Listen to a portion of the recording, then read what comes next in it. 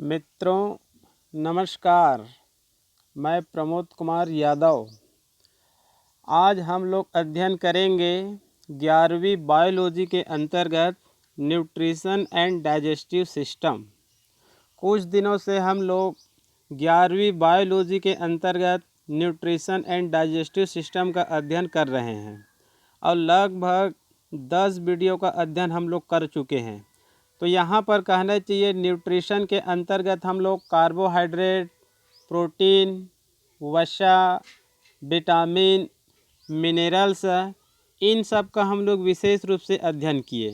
ठीक है जी। कार्बोहाइड्रेट क्या है, कार्बोहाइड्रेट कितने प्रकार के हो सकते हैं, इसका एग्जाम्पल क्या होते हैं, प्रोटीन क्या है, प्रोटीन के प्रकार, इनके कार्य, वसा कितने प्रकार के होते हैं, वसा के क्या कार्य होते हैं, विटामिन क्या है, घुलनशीलता के आधार पर ये कितने प्रकार के होते हैं, इन सब का रासायनिक नाम क्या होते हैं, इनकी कमी से कौन कौन से डिसीज होते हैं, मिनरल्स, विभिन्न प्रकार के मिनरल्स और उनके कार्य, यदि उनकी कमी हो जाती है तो कौन सी डिसीज़ होती है।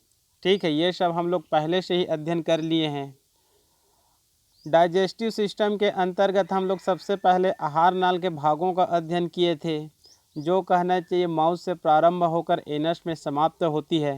ठीक है जी। माउथ है, बकल कैविटी है, टीथ है, टंग है, फेरिंग्स है, ईसोफेगस, स्टोमक, छोटी आंत, बड़ी आंत, रेक्टम, एनस, इस प्रकार से ये आहार नाल के भाग होते हैं।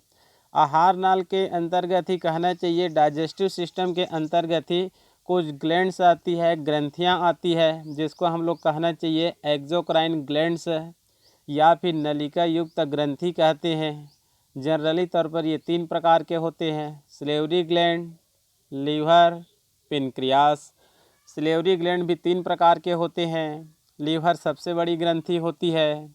अग्नाशय, इसके अंदर कहना चाहिए आइजलेट्स ऑफ लैंगरहैंस पाई जाती है, जिसमें कुछ सेल्स पाए जाते हैं, alpha cells, beta cells, delta cells, F cells. Beta cells से कहना चाहिए इंसुलिन हार्मोन का सेक्रेशन होता है। इसी प्रकार से हम लोग डाइजेस्टिव सिस्टम के अंतर्गत विभिन्न आर्गनों का अलग अलग भी अध्ययन किए हैं, जैसे कि टीथ का अलग अध्ययन किए हैं, स्टमक का अलग अध्ययन किए हैं, छोटी आंत के तीनों पार्ट्स का अलग अध्ययन किए हैं। इसी प्रकार से हम लोग फिजियोलॉजी ऑफ डाइजेशन, पाचन की क्रिया कैसे होती है, इन सब का भी हम लोग अध्ययन कर लिए हैं। बकल कैविटी में क्या क्या एंजाइम पाए जाते हैं, सलेवरी ग्लैंड से होती है, सलेवा जूस होती है, इसमें 2 प्रकार के एंजाइम होती है। उसके बाद स्टमक मतलब अमाशय मतलब गैस्ट्रिक ग्लैंड पाई जाती है, गैस्ट्रिक जूस पाई जाती है, और इसमें pepsin, rennin, gastric lipase enzyme पाई जाती है। इसमें HCl भी पाए जाते हैं।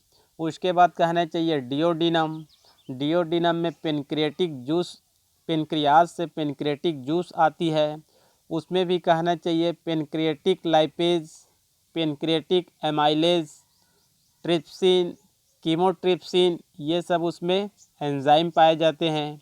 उसके बाद लास्ट में होती है इलियम में कहना चाहिए प्रोटीन का पाचन करने के लिए इरेप्सिन पाई जाती है। कार्बोहाइड्रेट्स का पाचन करने के लिए उसमें एमाइलेज पाई जाती है, सुक्रेस, माल्टेस, लैक्टेस, ये सब पाई जाती है। वसा का डाइजेशन करने के लिए उसमें इंटरस्टिशियल लाइपेज पाई जाती है। न्यूक्लियोटाइड्स का डाइजेशन करने के लिए उसमें न्यूक्लियोटाइडेस पाई जाती है।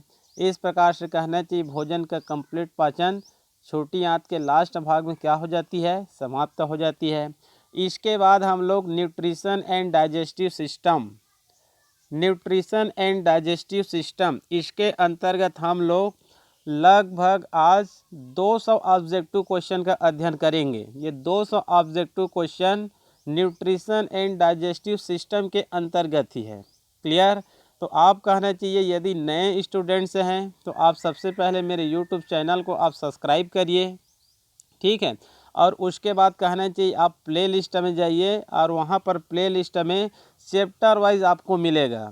यदि आप 12वीं के स्टूडेंट से हैं तो 12वीं के कहना चाहिए वर्तमान समय में कोर्स पूरा हो गया है, आप चैप्टर वाइज जाइए और वहाँ पर प्ले लिस्ट में जाकर अध्ययन करिए।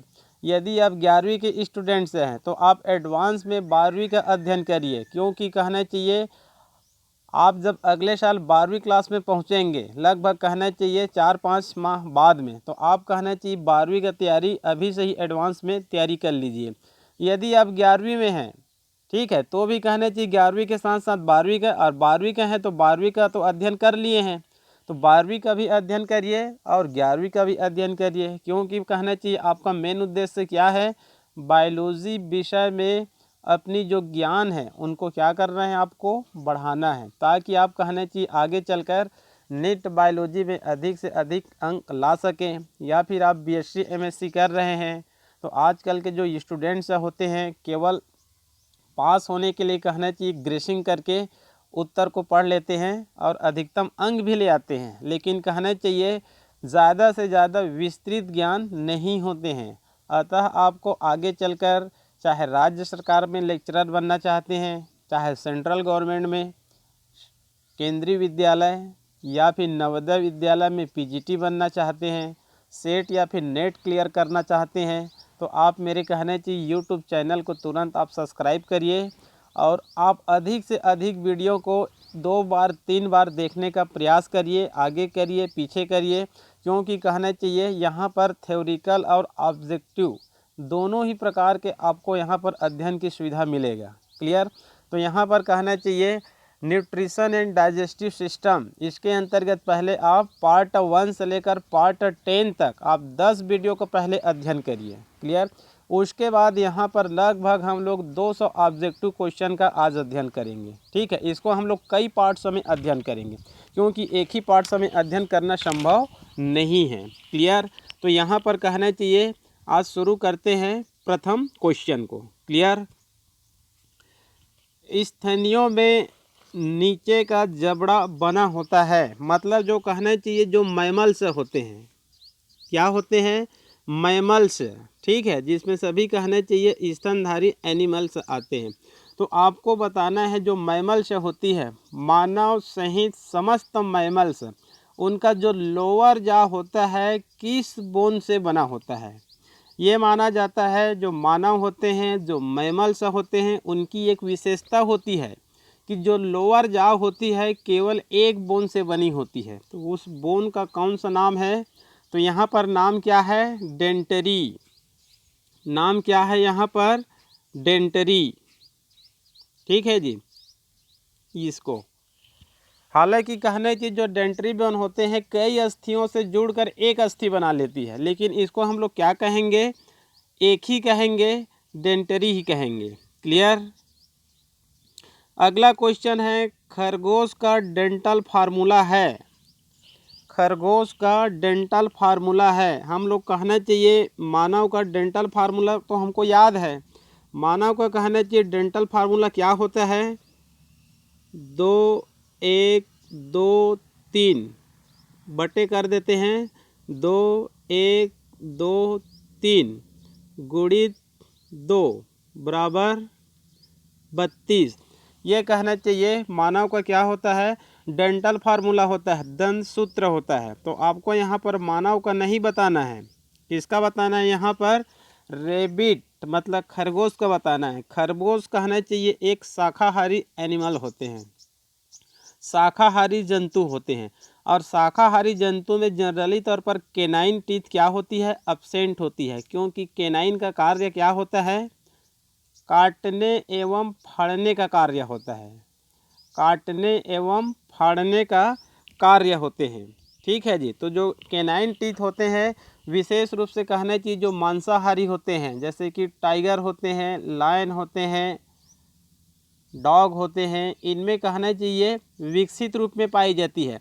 लेकिन जो शाकाहारी होते हैं उनमें विशेष रूप से कहना चाहिए इंसाइजर टीथ पाई जाती है, क्योंकि ये कुतरने का कार्य करते हैं। क्लियर? तो यहाँ पर देखते हैं खरगोश का दंत सूत्र क्या है, इसको आप लोगों को याद करना पड़ेगा। तो इनका कहना चाहिए डेंटल फार्मूला होता है ई, क्या होता है ई। इसको आप लोग 2033/1023 ऐसे याद करके रखना है। 2033/1023 इस प्रकार आप लोगों को याद करना है। क्लियर। ये कहना चाहिए इंसाइजर, और ये केनाइन क्या है 0, प्रीमोलर 3 और मोलर 3, ये अपर जा है। उसके बाद लोअर जा में कहना चाहिए ये इंसाइजर है और ये केनाइन मतलब 0 है। उसके बाद प्रीमोलर है और यहाँ पर क्या है मोलर है। क्लियर। तो आगे चलते हैं। किसमें विकसित केनाइन टीथ पाए जाते हैं? किसमें विकसित केनाइन टीथ पाए जाते हैं? अभी जस्ट आप लोगों को बता रहा था, जो कहना चाहिए केनाइन टीथ होते हैं ये काटने एवं फाड़ने के लिए होते हैं। तो ये जनरली तौर पर जो मांसाहारी होते हैं, उच्च मांसाहारी होते हैं, उनमें एक अधिक विकसित होते हैं। तो यहाँ पर ऐसे ऑप्शन दिया गया है जैसे कि गेंडा। गेंडा कहना चाहिए क्या है गलत। इसी प्रकार से नर हाथी, ये भी कहना चाहिए गलत। ध्रुवीय भालू, ये भी गलत। तो यहाँ पर कहना चाहिए वालरस।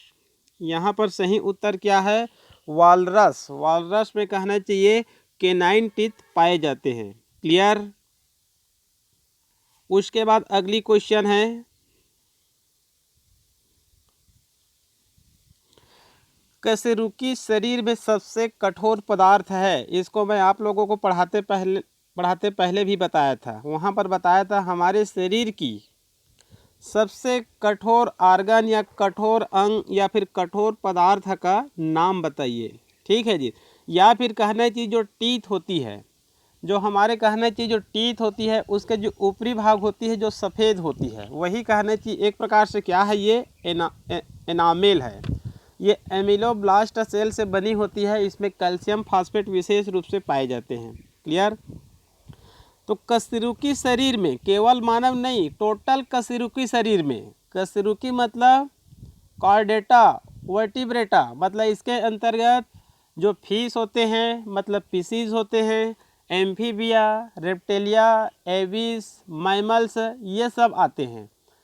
तो इन सभी में कहना चाहिए शरीर का कठोरतम पदार्थ क्या होता है एनामेल होता है, जो कहना चाहिए टीथ में पाई जाती है या फिर टीथ के जो क्राउन होते हैं पहले भाग होते हैं उसके ऊपर में पाई जाती है। इसके नीचे में कहना चाहिए डेंट्री एक प्लेट पाई जाती है।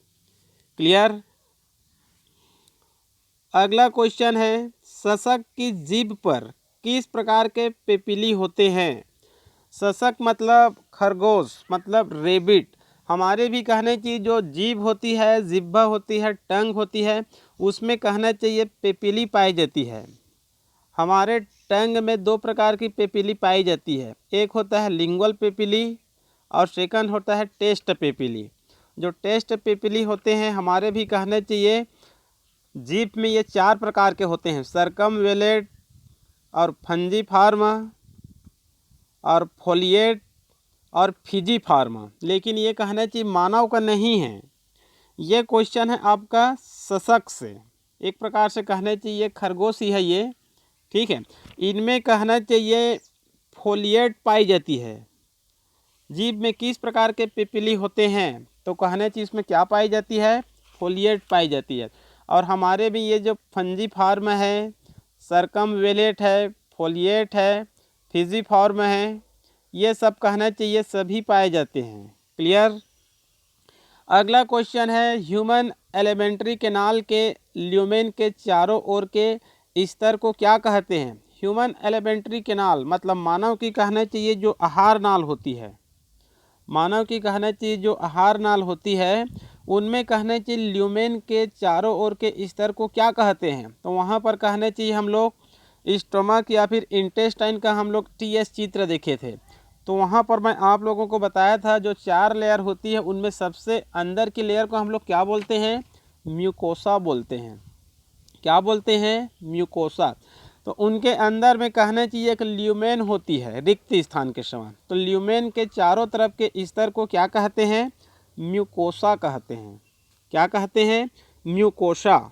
क्लियर। ये कहना चाहिए ईसोफेगस, स्टोमक, इंटेस्टाइन, इनका यदि हम लोग हिस्टोलॉजी का अध्ययन करते हैं तो वहाँ पर आप लोग को बताया था मैं सबसे आउटर को क्या कहते हैं, सिरोसा, उसके बाद क्या कहते हैं, मस्कुलेरिस, उसके बाद क्या कहते हैं, सब म्यूकोसा, उसके बाद क्या कहते हैं, म्यूकोसा।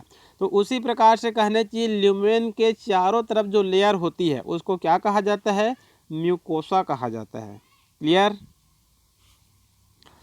आगे क्वेश्चन है, बड़ी आंत में मतलब लार्ज इंटेस्टाइन में, बड़ी आंत में अपशिष्ट पदार्थों के विपरीत प्रवाह को किसकी उपस्थिति के द्वारा रोका जाता है।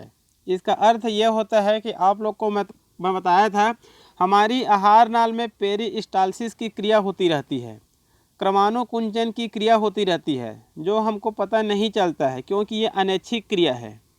इस क्रिया के कारण जो भोज्य पदार्थ होती है, जो फूड मटेरियल होती है, चाहे पचे हुए भोज्य पदार्थ हो, चाहे अपचे भोजन हो, चाहे अपशिष्ट पदार्थ हो, वो हमेशा कहना चाहिए फेरिंग्स से ईसोफेगस, ईसोफेगस से स्टमक, स्टमक से छोटी आंत, छोटी आंत से बड़ी आंत, बड़ी आंत से एनस, इस प्रकार कहना चाहिए क्रमानुकुंचन पेरिस्टालसिस की क्रिया द्वारा आगे की ओर कहना चाहिए सरकती रहती है। तो यहाँ पर कई जगह कहना चाहिए वाल्व पाए जाते हैं, जैसे छोटी आंत और बड़ी आंत, छोटी आंत और बड़ी आंत दोनों के बीच में इलियोसिकल वाल्व पाए जाते हैं। वहीं पर कहना चाहिए सीकम भी पाई जाती है, जिनसे सीकल शब्द लिया गया है, इलियम से इलियो शब्द लिया गया है। तो छोटी आंत, बड़ी आंत दोनों के बीच में इलियोसिकल वाल्व पाई जाती है। ये इलियोसिकल वाल्व क्या कार्य करती है, भोजन को छोटी आंत से बड़ी आंत में जाने देती है, लेकिन बड़ी आंत से छोटी आंत में आने नहीं देती है। क्लियर। इसी प्रकार से स्टमक और इंटेस्टाइन, डिओडिनम दोनों के बीच में भी वाल्व पाई जाती है। यह वाल्व कहना चाहिए फूड मटेरियल को स्टमक से छोटी आंत में जाने देती है, लेकिन छोटी आंत से स्टमक में आने नहीं देती है। तो यहाँ पर विपरीत प्रवाह को किसकी उपस्थिति के द्वारा रोका जा सकता है, बड़ी आंत में। तो उत्तर क्या है यहाँ पर, इलियोसिकल वाल्व। उत्तर क्या है यहाँ पर, इलियोसिकल वाल्व। क्लियर। अगला क्वेश्चन है,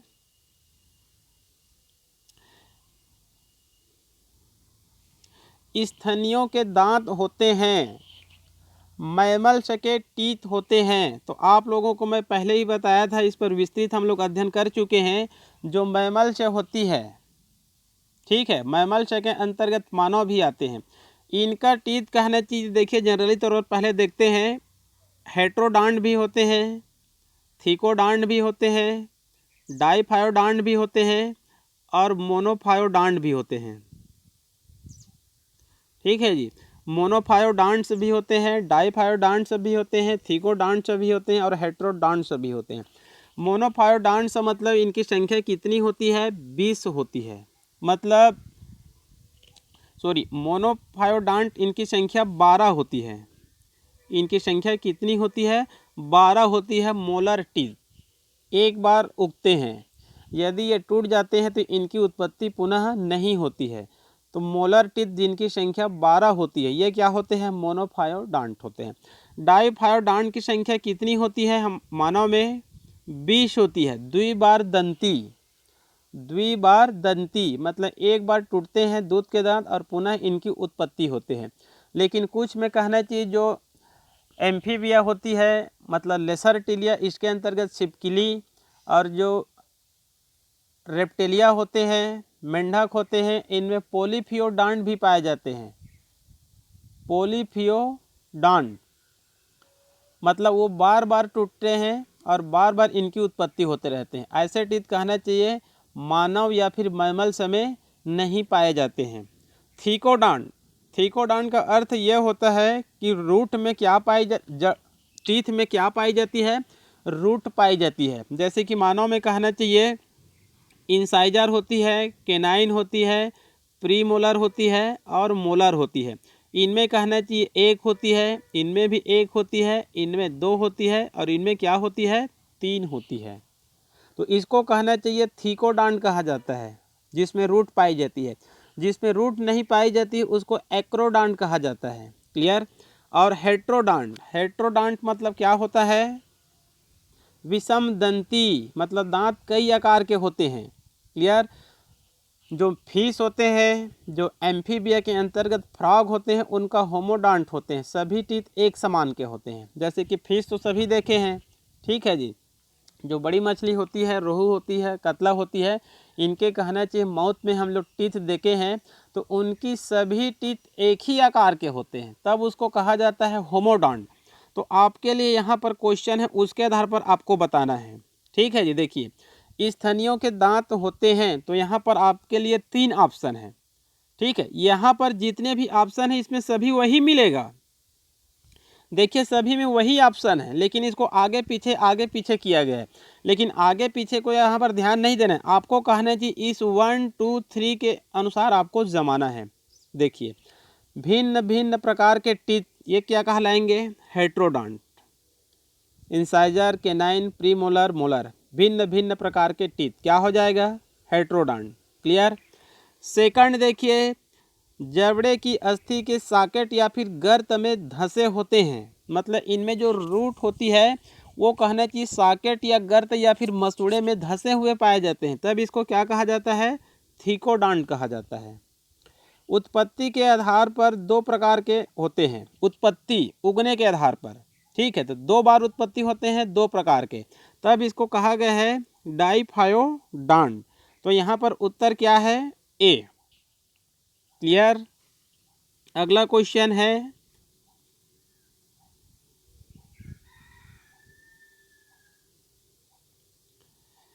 चलिए अगला क्वेश्चन देखते हैं।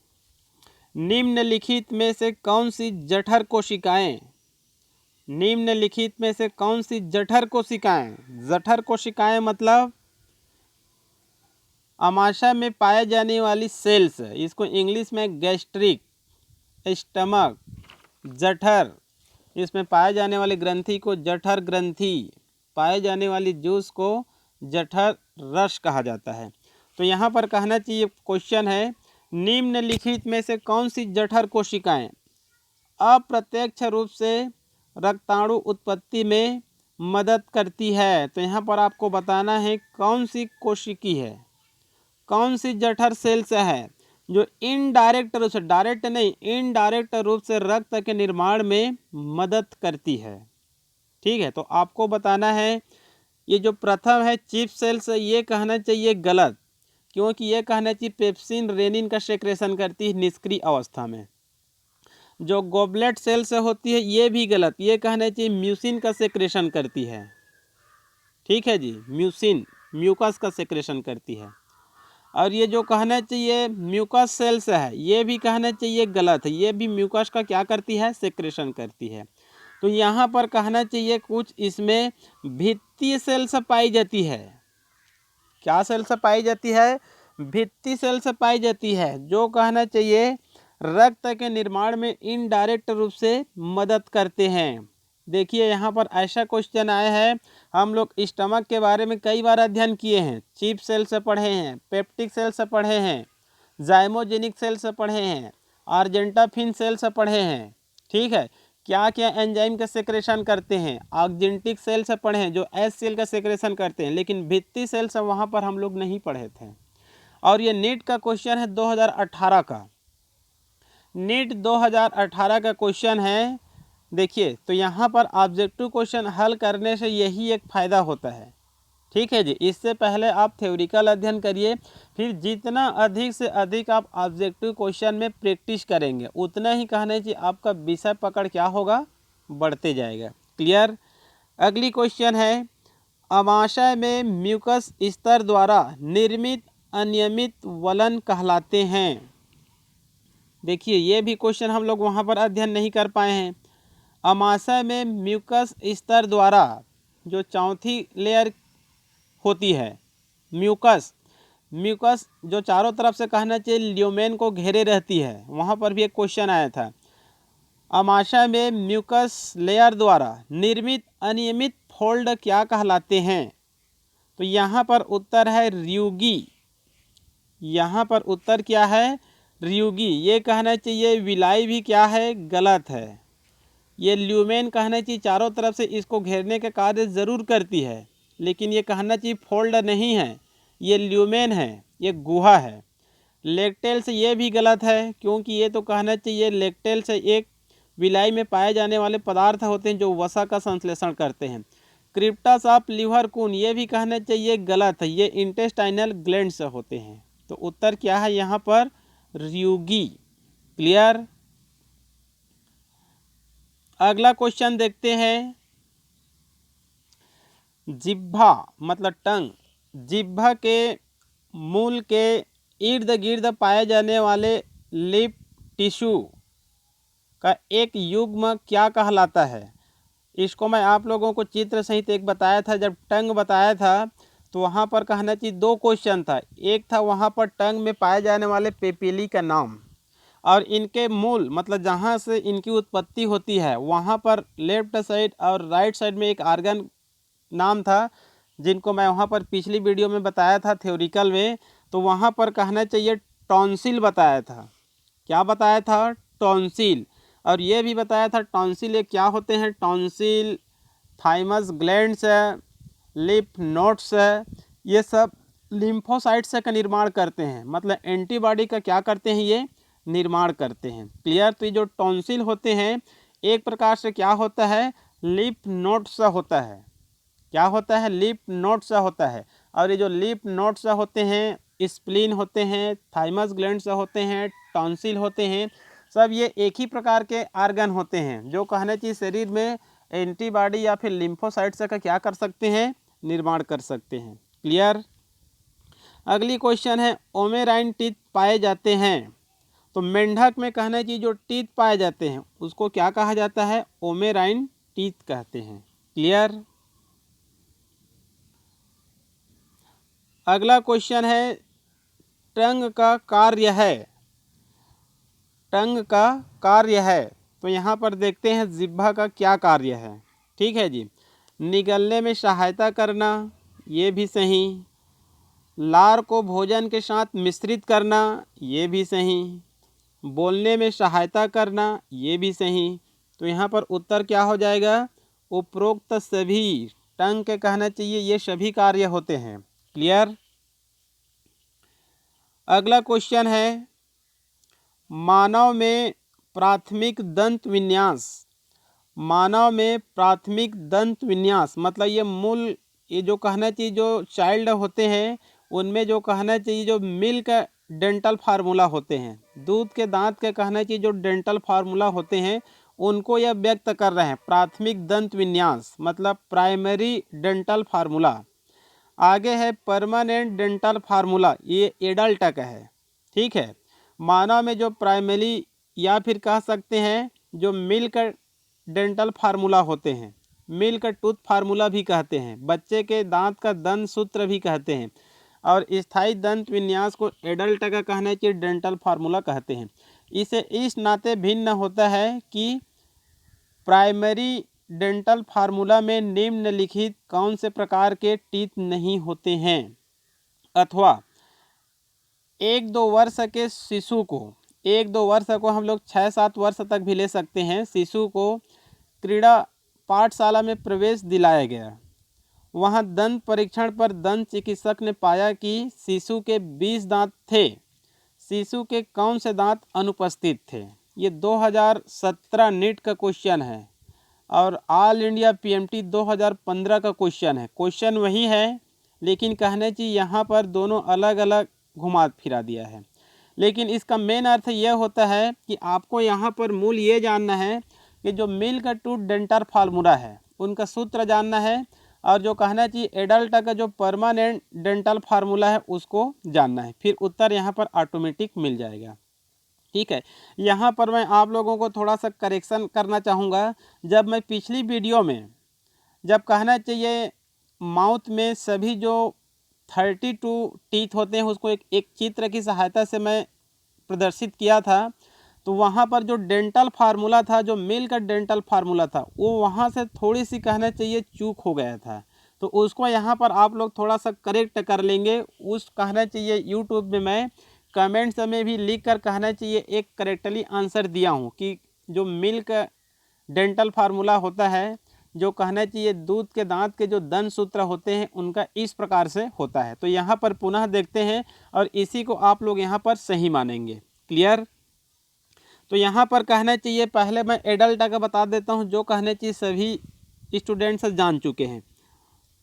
2 1 2 3, 2 1 2 3 गुणित 2 बराबर 32।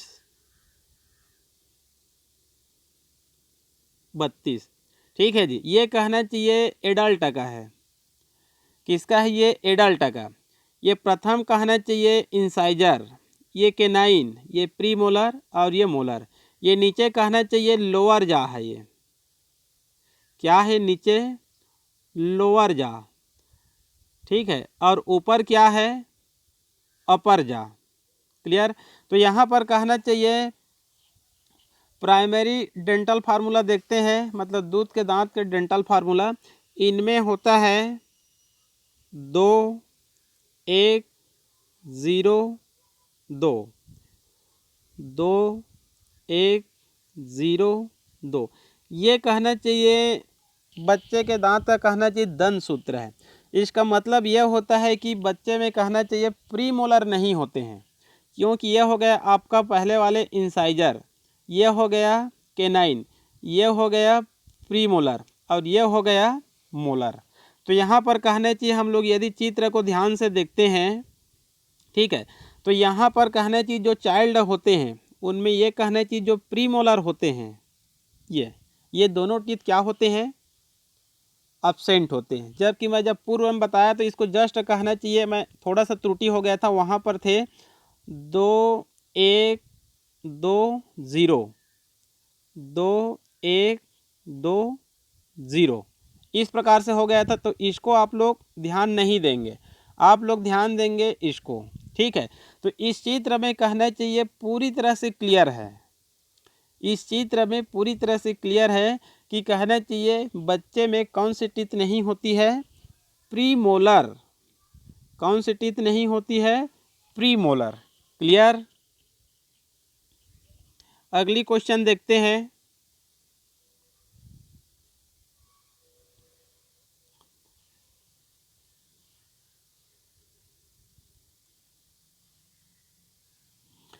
दो दोस्त एक ही मेज पर बैठे साथ साथ खाना खा रहे हैं। दो दोस्त हैं जो कहना चाहिए एक ही मेज पर बैठकर एक साथ खाना खा रहे हैं।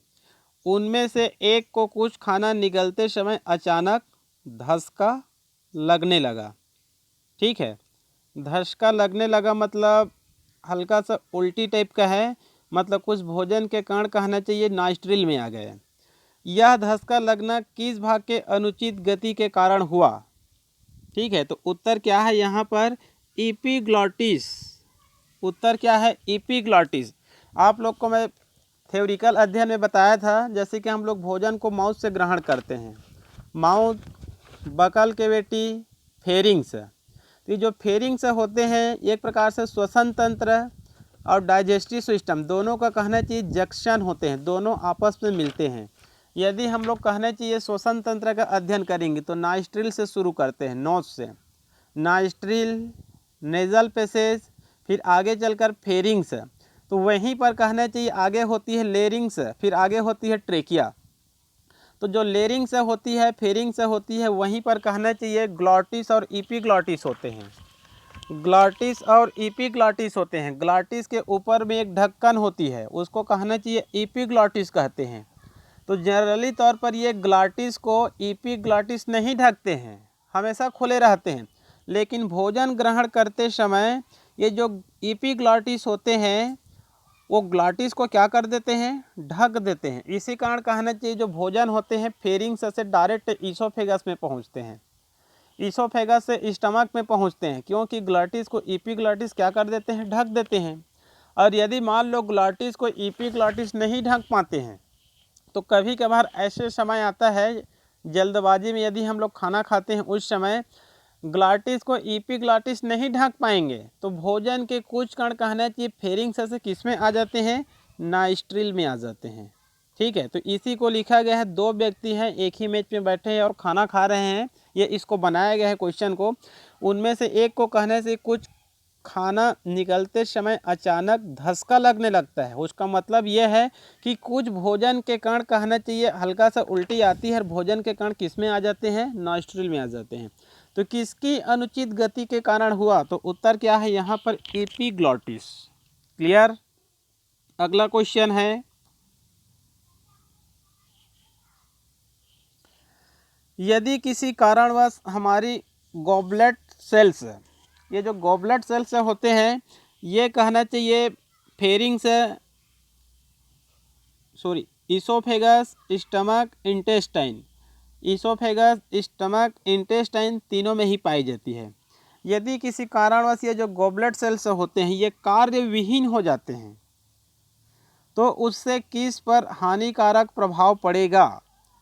ठीक है, तो यहाँ पर कहना चाहिए उत्तर ए, मतलब जो आंत होती है अंतड़ियों में से भोजन की सहज गति पर, क्योंकि जो गॉबलेट सेल्स होती है ये म्यूसिन, म्यूकस का सेक्रेशन करती है, जिसके कारण जो नलिका होती है, चाहे आपका इसोफेगस का हो, चाहे स्टमक का हो, चाहे इंटेस्टाइन का हो, इनकी जो लेयर होती है वो एकदम क्या होती है, लुब्रिकेंट होती है, चिकनाई होती है, जिसके कारण भोजन ऑटोमेटिक आगे तरफ क्या होती जाती है, सरकती जाती है।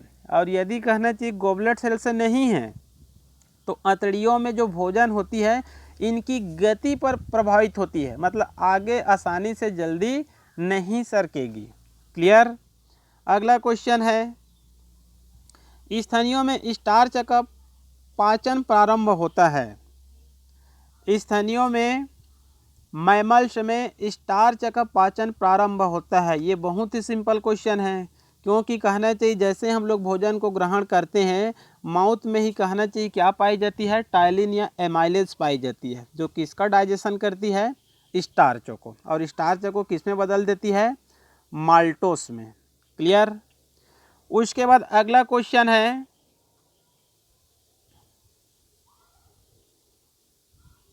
खरगोश का दंत सूत्र 2033/1023 है, यह क्या दर्शाता है। ठीक है, एक क्वेश्चन में आया था खरगोश का दंत सूत्र, तो यहाँ पर दंत सूत्र को लिख दिया गया है, आपको इस दंत सूत्र को देखकर बताना है कि ये क्या दर्शाता है। क्लियर। पहला ऑप्शन, खरगोश में दांतों की कुल संख्या 15, ये ऑप्शन क्या है, गलत। सेकंड, खरगोश में इंसाइजर्स की कुल संख्या 3, इंसाइजर्स की कुल संख्या 3, ये भी गलत। ठीक है, आपको कहना चाहिए 2 और 1 को नहीं गिनना है, इसका मतलब यह होता है कि ऊपरी जबड़े और निचली जबड़े 2 लिखा रहता है, उसका मतलब क्या होता है, 4 होता है। जैसे हमारे में भी 2 1 2 3, तो 2 रहता है तो उसका मतलब होता है 4 होता है, क्योंकि लेफ्ट साइड और राइट साइड दोनों तरफ कहना चाहिए टीथ को गिनते हैं, तो ये ऑप्शन भी गलत। उसके बाद अगला ऑप्शन है, इंसाइजर और प्रीमोलर के बीच डायस्टेमा उपस्थित है, मतलब दंत अवकाश है, यही कहना चाहिए क्या है, सही है।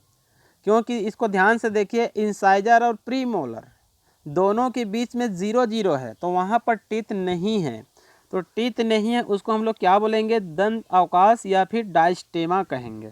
क्लियर। उसके बाद अगला क्वेश्चन है, निम्न में से कौन से दंत लोफोडॉन्ट है, निम्न में से कौन से टीथ लोफोडॉन्ट है। आप लोगों को मैं पढ़ाते पढ़ाते बताया था कि जो एलिफेंट होती है, जो एलिफेंट होती है उसमें पाए जाने वाले टीथ को लोफोडॉन्ट कहा जाता है, लेकिन यहाँ पर उदाहरण नहीं बताना है आपको, यहाँ पर लोफोडॉन्ट किस टीथ को कहा गया है, तो उत्तर है प्रीमोलर और मोलर, प्रीमोलर और मोलर, मतलब ऑप्शन बी। ठीक है जी, जो एलिफेंट होती है उसमें 2 बड़ी बड़ी टीथ दिखाई देती है, वो अपर इंसाइजर होते हैं, जिनको कहना चाहिए टस्क टीथ भी कहा जाता है। क्लियर। आगे क्वेश्चन इसी से संबंधित होगा। तो एलिफेंट में कहना चाहिए लोफोडॉन्ट किसको कहा गया है, बी, मतलब प्रीमोलर और मोलर को कहा गया है। क्लियर। अगली क्वेश्चन है,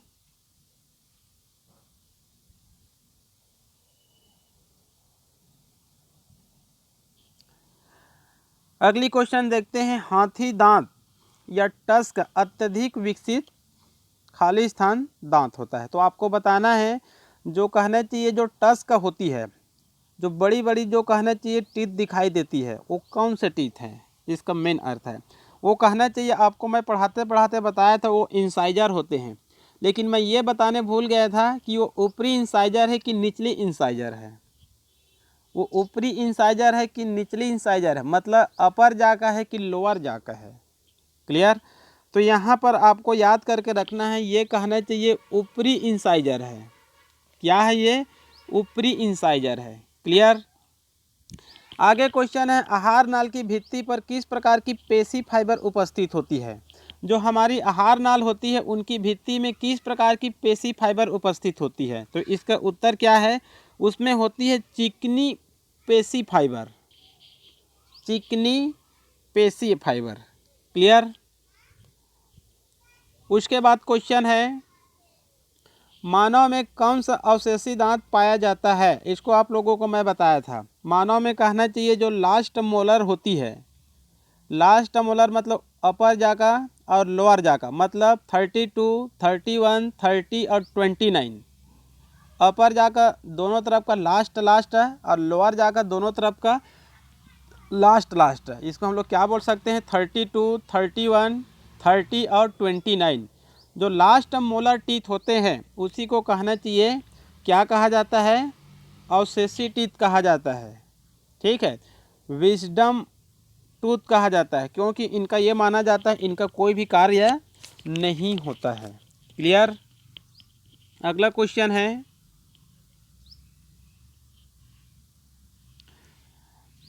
फिलहाल कहना चाहिए यहीं पर इसको समाप्त करते हैं। इसके बाद कहना चाहिए हम लोग आगे के वीडियो का अध्ययन करेंगे। ठीक है जी। तो आज के लिए केवल इतना ही।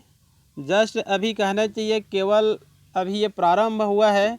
डाइजेस्टिव सिस्टम के अंतर्गत हम लोग लगभग 200 ऑब्जेक्टिव क्वेश्चन का अध्ययन करेंगे, जो विभिन्न कहना चाहिए कंपटीशन परीक्षा में विभिन्न राज्यों में आए हैं। यदि आप कहना चाहिए मेरी पूरी थ्योरिकल 10 वीडियो का अध्ययन करेंगे और यहाँ पर जो पूरी 200 ऑब्जेक्टिव वीडियो का अध्ययन करेंगे, तो कहना चाहिए आपका जो न्यूट्रिशन एंड डाइजेस्टिव सिस्टम है इसके अंतर्गत कोई भी क्वेश्चन आए आप आसानी से हल कर सकते हैं।